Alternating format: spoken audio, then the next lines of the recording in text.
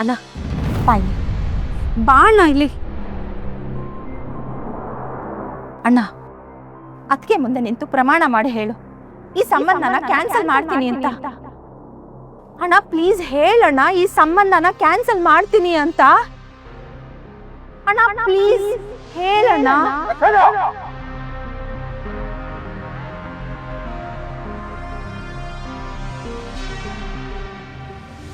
ನನಗೆ ಗೊತ್ತಾಗಲ್ಲ ತಪ್ಪು ಯಾವುದು ಸರಿ ಯಾವುದು ಅಂತ.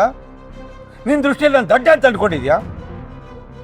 ಈ ಸೂರ್ಯ ಪ್ರಕಾಶ್ ಯಾವ್ದಾದ್ರು ನಿರ್ಧಾರ ತಗೊಂಡ್ರೆ 100 ಸಲ ಯೋಚನೆ ಮಾಡ್ತಾನೆ, 100 ಸಲ. ನನಗೆ ಗೊತ್ತಿದೆ, ಇದು ನನ್ನ ಮನೆ ಇದು.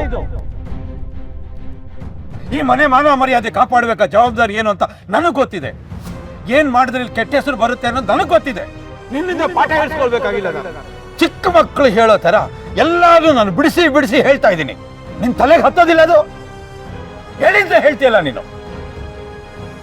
ಕೆಟ್ಟದಾಗ್ಬೇಕು ಅಂದ್ರೆ ಆ ಹುಡುಗಿ ಬಂದ್ಮೇಲೆ ಆಗ್ಬೇಕು ಅಂತ ಏನಿಲ್ಲ, ಹಾಗೆ ಕೂಡ ಆಗುತ್ತೆ. ಅದನ್ನ ಅರ್ಥ ಮಾಡ್ಕೋಬೇಕು ನೀನು. ಪ್ರತಿಯೊಂದಕ್ಕೂ ಮಿತಿ ಇದೆ, ಯಾರು ಮಿತಿ ಮೀರಬಾರ್ದು. ಲಿಮಿಟ್ ಮೀರಿ ಒಂದ್ ಹೆಜ್ಜೆ ಬುದ್ಧಿ ಬರಬಾರ್ದು. ಹುಷಾರ್. ಆಯ್ತಣ್ಣ, ಸಾರಿ, ನನ್ನ ಕಡೆಯಿಂದ ತಪ್ಪಾಗಿದೆ. ಇನ್ಮೇಲೆ ಈ ಮನೆ ವಿಷಯದಲ್ಲಿ ನಾನು ತಲೆ ಹಾಕಲ್ಲ ಅಣ್ಣ, ಹಾಕಲ್ಲ. ಇದು ನನ್ನ ಜವಾಬ್ದಾರಿ ಅಂತ ಅನ್ಕೊ. ತಪ್ಪಾಯ್ತು, ಸಾರಿ.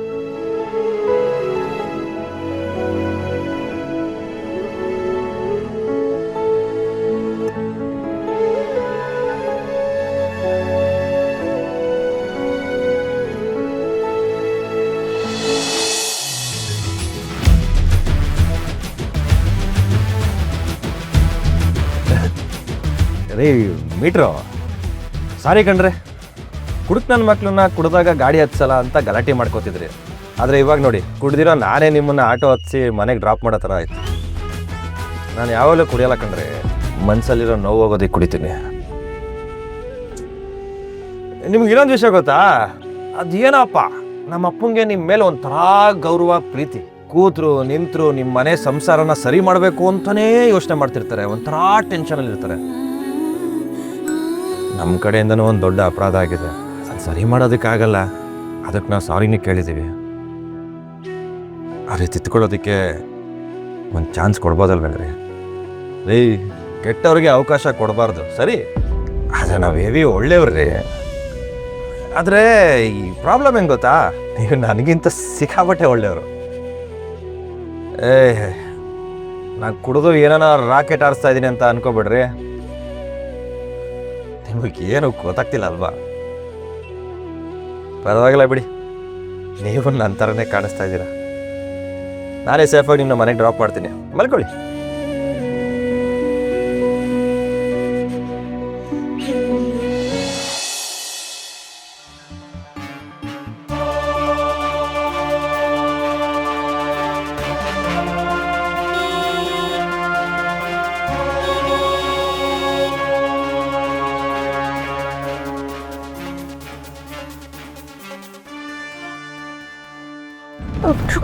रुको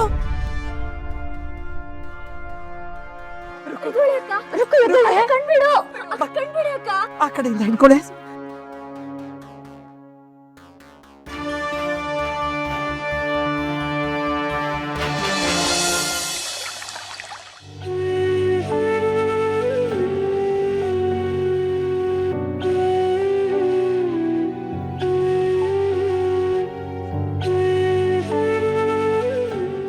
ಭರತ್, ಏನು ತುಂಬ ಟೆನ್ಷನ್ ಇದ್ದಾಗಿದೆ? ಅಪ್ಪ, ಅತ್ತೆ ಎಲ್ಲೂ ಕಾಣಿಸ್ತಿಲ್ಲಪ್ಪ. ಕಾಣಿಸ್ತಾ ಇಲ್ವಾ? ಅಲ್ಲೆಲ್ಲೋ ಅಡುಗೆ ಮನೆಯಲ್ಲೋ ಗಾರ್ಡನ್ ಏರಿಯಲ್ಲೋ ಟೆರಸಲ್ಲೋ ಇರ್ತಾಳೆ, ನೋಡು. ಯಾಕೆ ಗಾಬರಿ ಮಾಡ್ಕೋತೀಯ? ಹೋಗು. ಅಪ್ಪ, ಎಲ್ಲ ಕಡೆ ಹುಡುಕ್ದೆ, ಮನೆಯೆಲ್ಲ ಜಾಲಾಡ್ದೆ ಅಪ್ಪ. ಎಲ್ಲರೂ ಕೇಳಿದೆ, ಯಾರೂ ನೋಡಿಲ್ವಂತೆ. ಕಾರ್ ಕೂಡ ಇಲ್ಲೇ ಇದೆ, ಆ್ಯಂಡ್ ಅತ್ತೆ ಫೋನ್ ಕೂಡ ರೂಮಲ್ಲೇ ಬಿಟ್ಟು ಹೋಗಿದ್ದಾರೆ.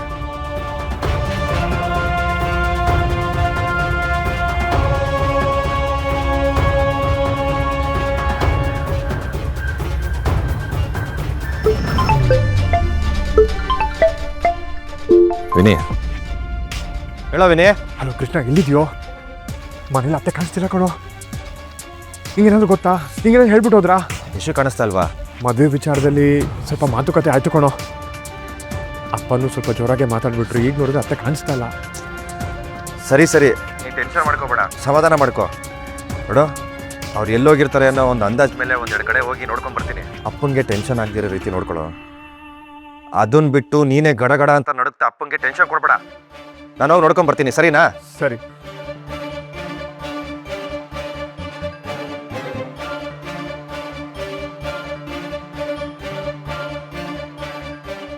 ಯಾರಿಗೂ ಹೇಳದೆ ಮೊಬೈಲ್ನ ಮನೆಯಲ್ಲೇ ಬಿಟ್ಟು ಎಲ್ಲಿ ಹೋದ್ಲಿ ಇವಳು?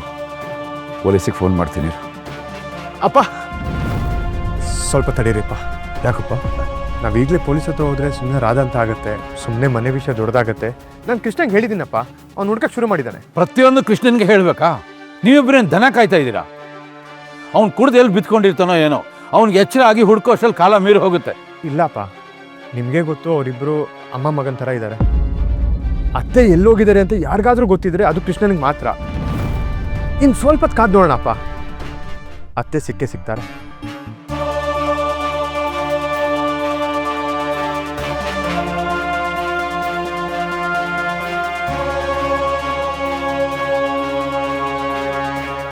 ವಿನಯ್, ನಿಮ್ಮ ಅತ್ತೆ ಮೊಬೈಲ್ ಎತ್ಕೋ. ನೆನ್ನೆ ಮೊನ್ನೆ ಯಾರಿಗೆ ಹೆಚ್ಚಿಗೆ ಫೋನ್ ಮಾಡಿದಾಳು ನೋಡು, ಅವ್ರಿಗೆಲ್ಲ ಒಂದ್ಸಲ ವಿಚಾರಿಸು. ಸರಿಯಪ್ಪ, ಬಾ.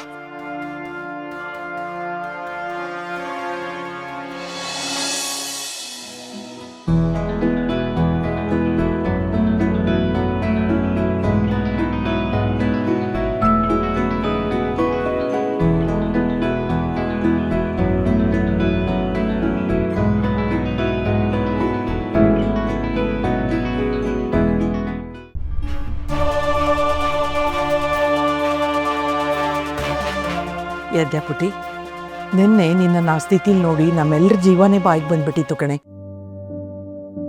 ಆದ್ರೆ ಯಾರೋ ಪುಣ್ಯಾತ್ಮ ಆಟೋ ನಮ್ಮ ಮನೆ ಮುಂದೆ ತಂದು ನಿಲ್ಲಿಸಿ ಹಾರ್ನ್ ಹಾಕಿ ಹೋದ.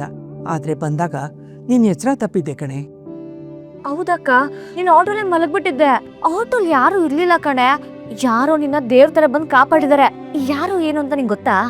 ಇಲ್ಲ ಕಣೆ, ಇಲ್ಲ ಮಂಜು. ಆ ಪುರ್ಕಿ ಕುಡ್ಕ ನನ್ನ ಕುದ್ಕೆ ಹಿಸಕ್ದಾಗ ನನ್ನ ಕತೆ ಅಲ್ಲೇ ಮುಗೀತು ಅನ್ಕೊಂಡೆ.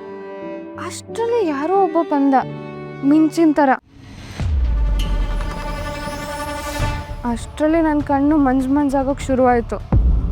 ಅಲ್ಲಿ ಹೊಡೆದಾಟ ಆಗ್ತಿತ್ತು ಅನ್ನೋದಷ್ಟೇ ನನಗೆ ಗೊತ್ತು.